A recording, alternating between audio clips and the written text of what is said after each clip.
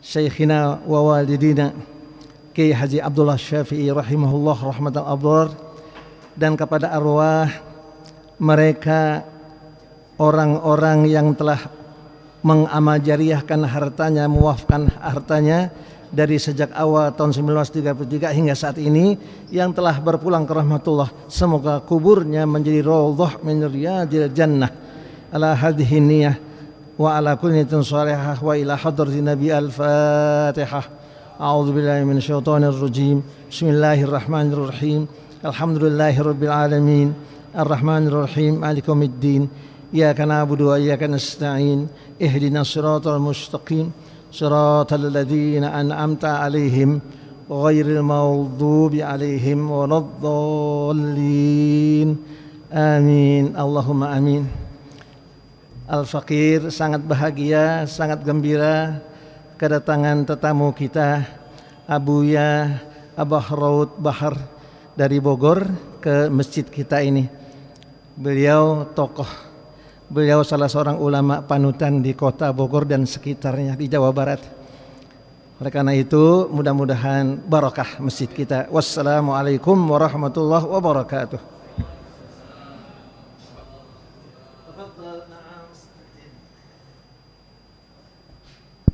Sallu ala Muhammad.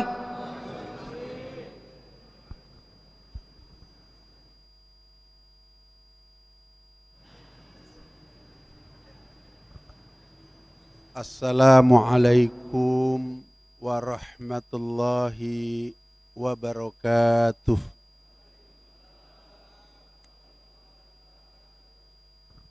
Alhamdulillahilladzi qala fi kitabihil karim wa huwa asdaqul qailin. A'udzu billahis samii'il alim minasy syaithanir rajim. Syahrul Ramadan alladzi unzila fihil Qur'an wa bayyinati minal huda wal furqan al-ayah. Salawatullahi wa salamuhu ala sayyidina wa habibina wa syafi'ina wa maulana Muhammadin sallallahu alaihi wasallam, alladhi qala fi ba'di hadisihi fadlu kalamillahi ala sairil kalami kafadlillahi ala sairi khalqihi. Sadaqallahul azim wa sadaqa rasuluhun nabiyul karim wa nahnu ala dhalika minasyahidina wasyakirin walhamdulillahi rabbil alamin. Sayyidinal Mukarram Kiai Haji Abdul Rasid Syafi'i, sahabat saya insyaallah dunia akhirat, begitu yang saya hormati dan semoga dimuliakan oleh Allah di dunia dan di akhirat kelak.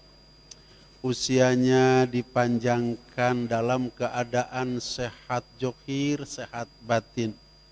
Usianya diberkahkan oleh Allah Subhanahu wa taala, ilmunya diberkahkan oleh Allah Subhanahu wa taala, keluarganya diberkahkan oleh Allah Subhanahu wa taala, putra-putrinya soleh solehah, alim alimah, dai daiyah, abid abidah, murabbi murabbiah dan khodim khodimah. Doa yang sama juga kepada bapak-bapak, ibu-ibu hadirin, kaum muslimin wal hadirat, kaum muslimat yang duduk di Masjid Jami Al Barokah maupun pencinta setia radio Assalam dan TV Assalam Barokah rahimakumullah. Tiada kata yang paling indah, paling berharga yang saat ini ingin sama-sama kita persembahkan ke hadirat Allah Subhanahu wa taala. Tentu yang datang dari lubuk hati kita yang paling dalam, kita ukir lewat lisan dan bibir kita, kecuali kata-kata syukur kehadirat Allah Subhanahu wa taala melalui bacaan kalimah agung lagi mulia alhamdulillah. lillahi rabbil alamin. Atas berbagai macam nikmat yang telah dan sedang Allah Subhanahu wa ta'ala anugerahkan kepada kita. Apakah nikmat-nikmat itu berupa nikmat zohiriyah maupun nikmat-nikmat itu berupa nikmat batiniah yang Allah Subhanahu wa ta'ala anugerahkan kepada kita sejak kita berada di alam rahim ibu kita sampai dengan saat ini, yang tidak terhitung jumlahnya, lagi tidak ternilai harganya. 14,5 abad yang silam Allah Subhanahu wa ta'ala berfirman dalam Al-Quran, A'udzu billahi minasyaitonir rajim, wa in ta'uddu ni'matallahi la tuhsuha. Yang artinya andai kalian mau menghitung-hitung nikmat Allah yang Allah anugerahkan kepada kalian, pasti kalian tidak akan pernah mampu menghitungnya. Dalam keterangan lain, andai setiap pohon, dahan dan ranting dijadikan pena untuk menuliskan setiap nikmat Allah yang Allah anugerahkan kepada kita, setiap daun-daun yang pernah ada, sedang ada, akan ada sampai hari kiamat nanti, dijadikan lembaran kertasnya untuk menuliskan setiap nikmat Allah yang Allah anugerahkan kepada kita, dan air di lautan sana dijadikan tintanya untuk menuliskan setiap nikmat Allah yang Allah anugerahkan kepada kita, kemudian ditambah sebesar itu lagi menjadi 2 kali lipat, pohon, dahan dan ranting akan habis, daun-daun yang dijadikan lembaran kertasnya akan habis, air di lautan yang dijadikan tintanya akan kering, nikmat Allah tidak akan usai dan habis dituliskan. Kemudian nikmat apa yang pada malam hari ini paling harus kita syukuri kehadirat Allah Subhanahu wa ta'ala? Di samping kita mensyukuri nikmat-nikmat yang lainnya, kita bersyukur kepada Allah Subhanahu wa ta'ala. Doa kita dikabulkan oleh Allah Subhanahu wa ta'ala, di mana kita berdoa diajarkan oleh baginda Nabi besar Muhammad sallallahu alaihi wasallam sejak bulan Rajab, bulan Sa'ban. Allahumma barik lana fi Rajaba wa Sya'bana wa balikna Ramadana. Usia kita sampai hari ini berkat doa kita, dan doa kita dikabul oleh Allah Subhanahu wa ta'ala sehingga sampai kepada bulan yang paling dimuliakan oleh Allah Subhanahu wa ta'ala. Waktu kita sedikit, hanya kultum, tapi Abah diberikan tugas untuk menyampaikan yang berkaitan dengan nuzulul Quran. Bapak Ibu sekalian yang dirahmati oleh Allah Subhanahu wa ta'ala, 14,5 abad yang silam Rasulullah sallallahu alaihi wasallam bersabda dalam salah satu hadisnya, fadlu kalamillahi ala sairil kalami kafadlillahi ala sairi khalqihi. Kemuliaan kalam Allah dibandingkan dengan kalam-kalam yang lain seperti kemuliaan Allah dibandingkan dengan seluruh makhluknya. Artinya apa? Bahwa Allah Subhanahu wa ta'ala sebagai zat yang memiliki firman, yang memiliki kalam, tidak bisa dipisahkan dengan firmannya, dengan kalamnya. Oleh karenanya ulama sepakat bahwa Al-Quran adalah kalamun qadimun, kalam yang tidak bisa dipisahkan, firman yang tidak dipisahkan dengan zat yang berfirmannya, yaitu Allah Subhanahu wa ta'ala. Demikian kemuliaan kalamullah tidak bisa dipisahkan dengan kemuliaan Allah Subhanahu wa ta'ala. Artinya apa? Bahwa Al-Quran adalah kalam yang paling mulia. Kita ingin bertanya, kenapa Allah Subhanahu wa ta'ala ciptakan 12 bulan? Kemudian di antara 12 bulan Allah Subhanahu wa ta'ala memilih 1 bulan yang disebut dengan Sayyidul Ayyam, yang Sayyidul Syuhur, yang disebut dengan bulan Ramadan. Maka karena di bulan Ramadan diturunkan Al-Quran. Bulan Ramadan dimuliakan oleh Allah Subhanahu wa ta'ala Karena turun sesuatu yang mulia, yaitu adalah Al-Quran. Andai Al-Quran tidak turun di bulan Ramadan, di bulan yang lain pasti bulan itu yang dimuliakan oleh Allah Subhanahu wa Ta'ala. Karena Allah memilih bulan Ramadan, di mana bulan diturunkan Al-Quran, maka bulan Ramadan menjadi sayyidus suhur, raja daripada bulan-bulan.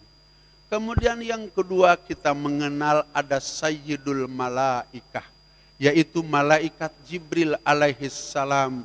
Kenapa malaikat Jibril oleh Allah Subhanahu wa Ta'ala dijadikan raja daripada malaikat-malaikat? Padahal malaikat-malaikat yang sama dengan malaikat Jibril itu banyak. Akan tetapi kenapa Allah memilih malaikat Jibril menjadi sayyidul malaikah? Karena malaikat Jibril ditugaskan oleh Allah Subhanahu wa Ta'ala untuk membawa Al-Quran kepada Nabi kita Muhammad sallallahu alaihi wasallam. Kemudian kita juga ingin bertanya, ada 124.000 nabi dan rasul, hamba-hamba pilihan Allah, hamba-hamba kekasih Allah Subhanahu wa Ta'ala. Kemudian Allah Subhanahu wa Ta'ala memilih Sayyidul Anbiya wal Mursalin, raja daripada para nabi dan raja daripada para rasul, baginda Nabi besar Muhammad sallallahu alaihi wasallam. Bahkan beliau adalah Imamul Anbiya, Imamul Mursalin, wa Imamul Malaikah al-Muqarrabin. Jawabannya, karena beliau oleh Allah Subhanahu wa Ta'ala diturunkan Al-Quran. Kemudian kita juga ingin bertanya, ada orang yang bukan nabi, bukan rasul, bahkan mungkin bukan wali, bukan ulama, bukan kiai, akan tetapi hanya orang biasa saja, akan tetapi dia adalah diberikan oleh Allah Subhanahu wa Ta'ala kehebatan, kebesaran untuk memberikan syafaat sedikitnya 10 keluarga, yaitu nanti di hari kiamat. Kenapa? Jawabannya karena di otaknya ada Al-Quran, ia menjadi hafidh Al-Quran. Bahkan bukan hanya sampai di situ, bahwa ia akan meletakkan mahkota di kepala ibu bapaknya. Kenapa? Karena anak itu penghafal Al-Quran. Yang terakhir ingin Abah sampaikan, kenapa kita menjadi umat yang disebut dengan khairu ummah. Umat Nabi Nuh tidak disebut khairu ummah.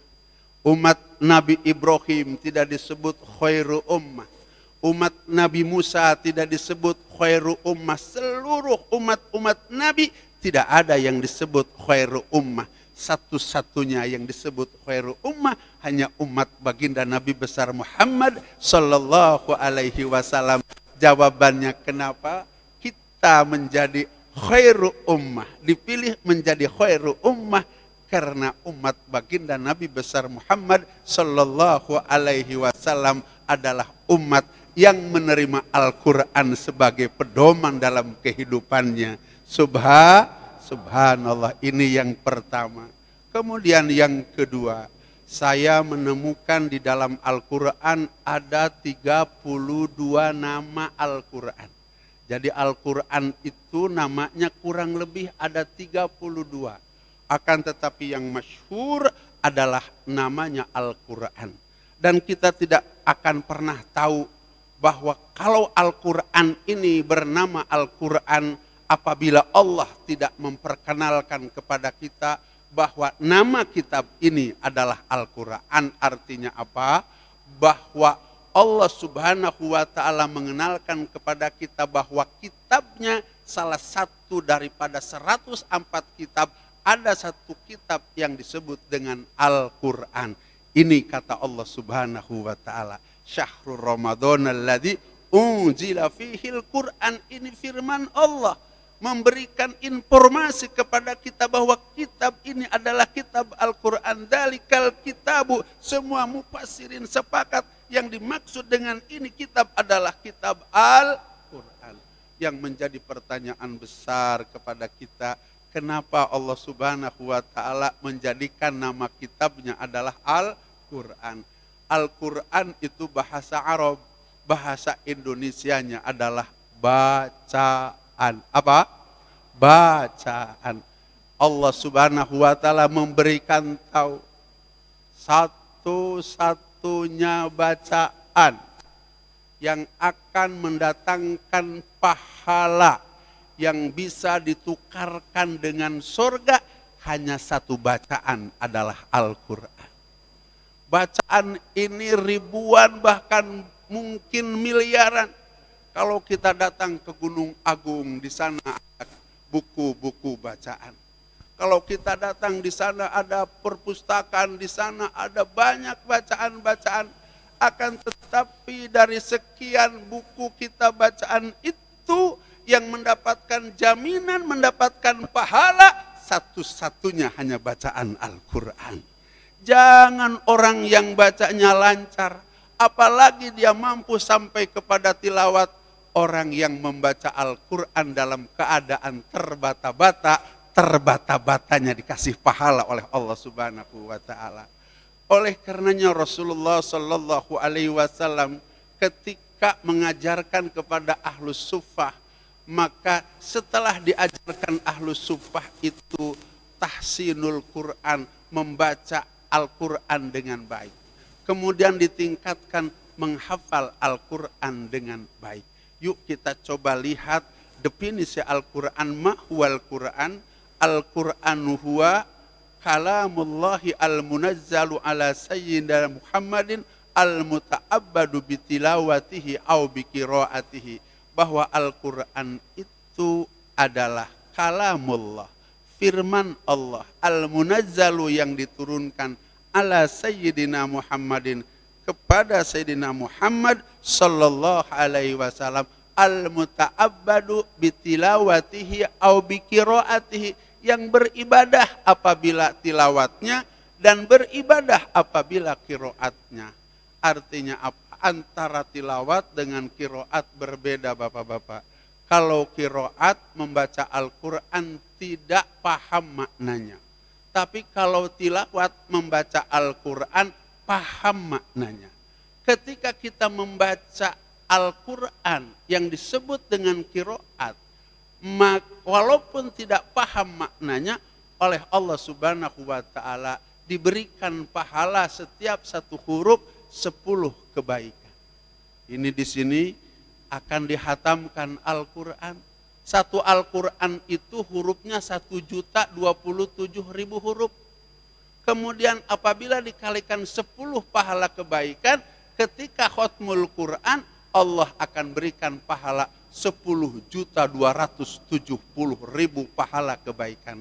Ada enggak kalau baca majalah, ada janji diberikan pahala setiap satu huruf dari majalah akan diberikan satu pahala. Satu-satunya hanya membaca Al-Quran.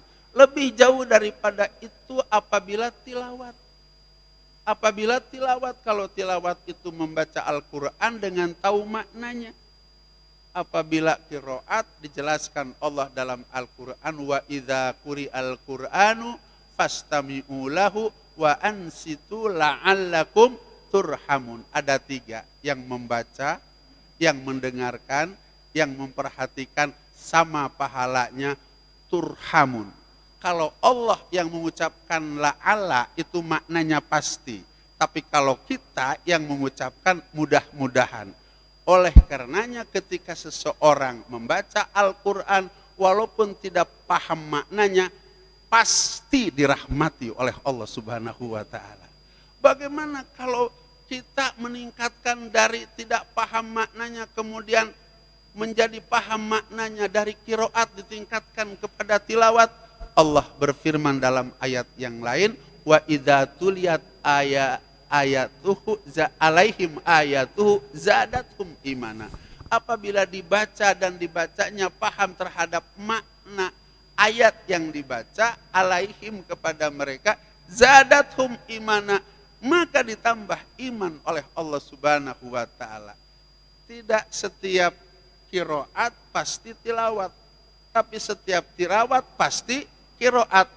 Artinya apa? Orang yang tilawat di samping oleh Allah Subhanahu wa taala diberikan pahala dari satu huruf 10 kebaikan, maka oleh Allah akan ditambah iman oleh Allah Subhanahu wa taala. Subhanallah, tidak ada bacaan. Bahkan Rasul SAW menyampaikan dalam salah satu hadisnya, Iqra'ul Quran ya'ti yaumal qiyamah syafi'an lahu. Baca oleh kalian Al-Quran, Al-Quran akan datang di hari kiamat, akan memberikan syafaat.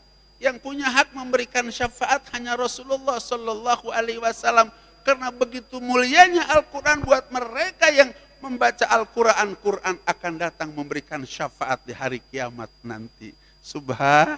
Subhanallah. Yang ketiga, saya ingin bacakan ayat yang pertama dan ayat yang kedua di dalam surat Al-Baqarah. Alif Lam Mim. Dzalikal kitabu la raiba fihi hudal lil muttaqin. Ini mufassirin sebagian sepakat ada huruf hijaiyah sebelum ayat yang kedua, alif, lam, dan mim. Tafsirnya, alifnya adalah Allah Subhanahu wa ta'ala, lamnya adalah malaikat Jibril alaihissalam, sedangkan mimnya Muhammad Rasulullah Sallallahu Alaihi Wasallam. Artinya apa? Bahwa Al-Quran itu datang dari Allah Subhanahu wa ta'ala, alif. Bahwa Al-Quran itu diturunkan lewat malaikat Jibril alaihi salam. Kepada siapa? Kepada Muhammad. Diteruskan ayat yang kedua, Dzalikal kitabu. Ini adalah kitab Al-Quran. La raiba fihi, menurut Imam Jalaluddin Sayuti di dalam kitab tafsir Jalalain, aila syakka, tidak ada keraguan di dalamnya, hudan lil muttaqin, petunjuk bagi orang-orang yang bertakwa. Artinya apa? Bahwa Al-Quran itu mulia, kalau dijadikan pedoman oleh kita akan menjadi orang yang mulia. Inna akramakum indallahi atqakum. Ini hebatnya Al-Quran, akan membentuk kita menjadi manusia muttaqin, sehingga kita akan menjadi orang yang paling mulia di sisi Allah Subhanahu wa ta'ala. Ketika terbentuk muttaqin melalui pedoman Al-Quran, yuk kita coba jelaskan. Allah Subhanahu wa ta'ala berfirman dalam Al-Quran, wa may yattaqillaha yaj'al lahu makhraja wa yarzuqhu min haitsu la yahtasib. Orang yang berpedoman kepada Al-Quran akan mengangkat ia sebagai pribadi muttaqin. Allah Subhanahu wa ta'ala akan berikan jalan keluar dari berbagai macam kesulitannya. Bahkan Allah akan datangkan rezeki dari jalan yang tidak pernah diduga. Subhanallah. Ayat yang lain mengatakan, wa may yattaqillaha yaj'al lahu min amrihi yusra. Orang yang mempedomani Al-Quran tidak akan pernah diberikan kesulitan oleh Allah Subhanahu wa ta'ala. Seluruh problemnya, persoalannya dimudahkan oleh Allah Subhanahu wa ta'ala. Bahkan ini bangsa, ini negara, kalau mau turun berkah, maka walau anna ahlal qura amanu wattaqau lafatahna alaihim barakatim minas sama'i wal ardi. Suruh datang ke majelis, suruh datang ke masjid, suruh datang ke pesantren, suruh datang ke pesola, jangan pinjam uang kemana-mana, pelajari Al-Quran sehingga mereka menjadi pribadi muttaqin. Kata Allah Subhanahu wa ta'ala, walau anna ahlal qura amanu wattaqau lafatahna alaihim barakatim minas sama'i wal ar. Maka nakala penduduk kampung, penduduk desa, penduduk kecamatan, penduduk kabupaten kota, penduduk provinsi se-Indonesia, bahkan sedunia, amanu, mereka beriman melalui Al-Quran, wattaqau, mereka bertakwa melalui pedoman Al-Quran, lafatahna alaihim barakatim minas sama'i wal ar. Allah akan bukakan keberkahan yang datang dari langit, Allah akan buka keberkahan yang datang dari bumi. Tidak usah pinjam kemana-mana. Besok orang yang mempedomani Al-Quran sehingga menjadi pribadi muttaqin. Yuk kita baca surat Az-Zumar, wasiqal ladzina taqaw rabbahum ilal jannati zumara hatta idza ja'uha wa futihat abwabuha wa qala lahum khazanatuha salamun alaikum tibtum fadkhuluha khalidin. Orang yang mempedomani Al-Quran sehingga terbentuk pribadi muttaqin. Besok di akhirat ketika sangkakala malaikat Israfil alaihissalam ditiupkan, maka hancur semuanya, gunung tercabut. Karena gunung menjadi pakunya bumi, bumi pun goyang, langit pun runtuh, bintang yang bergantung tanpa benang jatuh, kemudian air laut tumpah. Jangan kita manusia, binatang, malaikat semuanya tidak ada terkecuali mati. Wa yabqa wajhu rabbika dzul jalali wal ikram, yang kekal abadi seorang saja, hanya zat Allah Subhanahu wa ta'ala. Alam ini dihancurkan oleh Allah, entah dibuang kemana, dengan kudrat dan irat Allah diganti dengan lapangan perak sejauh mata memandang. Kemudian diturunkan hujan kental. Kemudian setelah turun hujan kental yang tingginya 1 hasta, maka hujan kental itu masuk ke pori-pori lapangan perak, mencari di mana setiap tulang tunggit umat manusia berada. Seluruh tulang belulang umat manusia dan manusia hancur, yang Allah sisakan tulang tunggit manusia. Kemudian air itu mencari tulang tunggit setiap umat manusia. Ketika ketemu dengan air hujan kental, bangkit seluruh umat manusia. Di bawah lapangan perak, di atas matahari, jaraknya hanya 1 hasta di atas kepala kita. Oleh malaikat digiring dalam perjalanan 50.000 tahun. Bisa dibayangkan, akan tetapi mereka yang mempedomani Al-Quran, yang menjadikan Al-Quran sebagai pedoman hidup, kata Allah, kalian jangan berangkat berjalan 50.000 tahun. Tidak ada Alfamart untuk beli sendal, tidak ada toko baju untuk bisa menaungi, tidak ada. Di bawah lapangan perak, di atas matahari, jaraknya hanya 1 hasta, dan kita harus berjalan 50.000 tahun. Buat mereka yang menjadikan Al-Quran sebagai pedoman dalam hidupnya, sehingga terbentuk manusia muttaqin. Wasiqal ladzina taqaw rabbahum ilal jannati jumara. Tidak diberangkatkan 50.000 tahun, tapi diarahkan ke dalam surganya Allah Subhanahu wa ta'ala.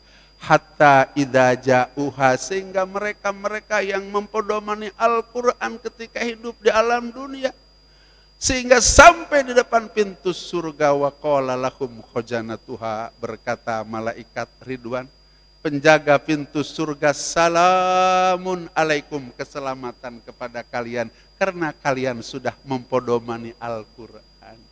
Tibatum, nasib baik buat kalian karena kalian di alam dunia sudah menjadikan Al-Quran sebagai pedoman. Jalikal kitabul la raiba fihi hudal lil muttaqin. Apa kata malaikat Ridwan?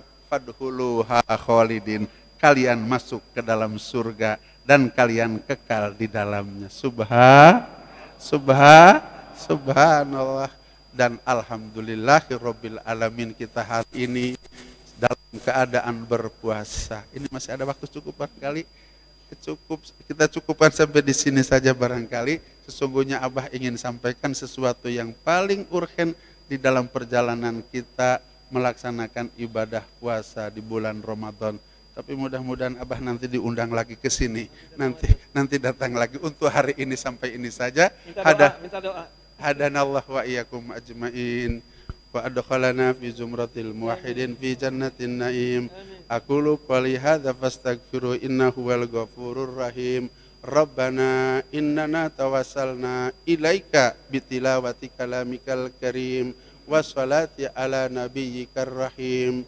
Antak dia hawa ijana wa tuhassila maqasidana wa tanala ragbatana wa antaj'alana ya Allah min ahli ta'atika wa antaj'alana ya Allah min ibadikas salihin wa ulama'ikal amilin wa imamil muttaqin wa hafidhinal Qur'an wa amilinal Qur'an wa antashfiya mardana birahmatika wa izzika wa hirsika ya akramal akramin wa ya mujibas sa'ilin. Allahumma tawil umurana wa sahih adsadana wa wasi' arzaqana wahtim bis sa'adati ajalana birahmatika wa izzika wa hirsika ya akramal akramin wa ya mujibas sa'ilin. Subhana rabbika rabbil izzati amma yasifun wa salamun alal mursalin walhamdulillahi rabbil alamin.